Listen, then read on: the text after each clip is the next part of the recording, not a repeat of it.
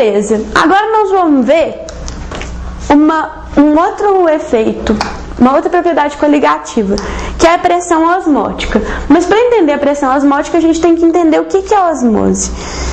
Osmose, gente, é um transporte de solvente em membranas semipermeáveis. O que são membranas semipermeáveis? Aí vocês vão ter que lembrar um pouquinho lá da biologia. Membranas semipermeáveis são as membranas, por exemplo, a membrana celular, ela é uma membrana semipermeável. Semipermeável por quê? Porque não é tudo que consegue ultrapassar aquela membrana celular. Ela escolhe, é como se fosse um porteiro, ó, você pode entrar, você não. Então, no caso das membranas semipermeáveis, elas são permeáveis somente a solvente e não soluto. Então vamos supor que eu tenha isso aqui, ó. Eu tenho um tubo e esse tubo ele esteja dividido por uma membrana semipermeável. E nesse tubo eu vou ter a seguinte composição. Aqui eu tenho só água e aqui eu tenho água com um soluto qualquer, não definido. Tem solutos aqui. O que acontece nesse caso? Vocês percebem que a concentração desse lado do tubo é maior que essa. Por osmose, é um efeito normal. O que teria que acontecer é o quê? Que você tenha a saída de água desse tubo que tem água pura e passe para cá, para poder manter o equilíbrio, para que a concentração fique igual nos dois.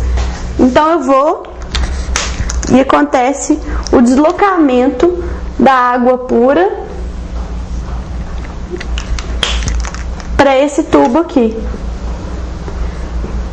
para poder manter a concentração.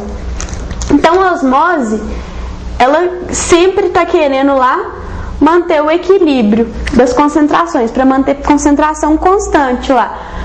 E igual, equilibrada. A pressão osmótica é a pressão que eu tenho que fazer para que isso não aconteça. Então isso aqui é o natural. O natural é que você tenha a saída do solvente do lugar que está menos concentrado e vá para o lugar que está mais concentrado.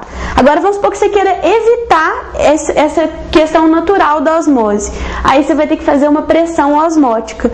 E para você saber o valor da pressão que você vai ter que fazer nessa amostra sua, para que não ocorra a osmose, você tem essa lei aqui. Π é a pressão osmótica. Então a pressão ela é dada por M da solução, a gente viu no capítulo de soluções que M é a concentração em mol por litro, ou seja, π, que é a pressão osmótica, é igual a concentração em mol por litro da solução, vezes R, que é a constante universal de gases, que a gente viu lá no módulo 1 de Química, que é a constante universal dos gases, 0,082 quando você tem a pressão em atm, tá? Vezes a temperatura em Kelvin. Então essa expressão aqui, ela permite pra gente definir qual que é o valor da pressão osmótica.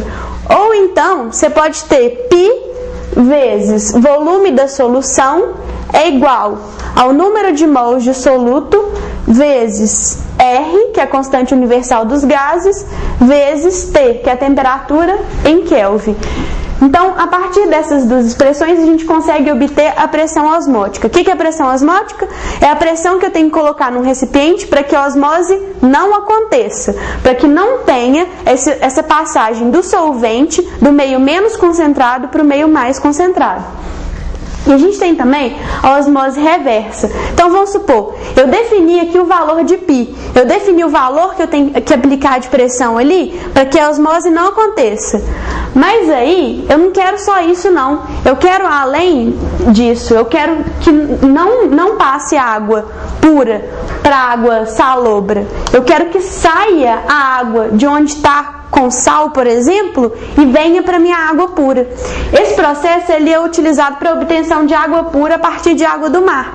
Então eu coloco um valor superior a π, uma pressão maior que π, e aí vai acontecer a osmose reversa. A pressão é tão grande que ela não vai só impedir a osmose, não. Ela vai fazer com que a água pura saia da água com sal lá e vá, que a água saia da água com sal, deixe só o sal lá e vá para o lugar onde tem água pura. Esse é o fenômeno da osmose reversa, que é um modo de se obter água pura a partir de água do mar.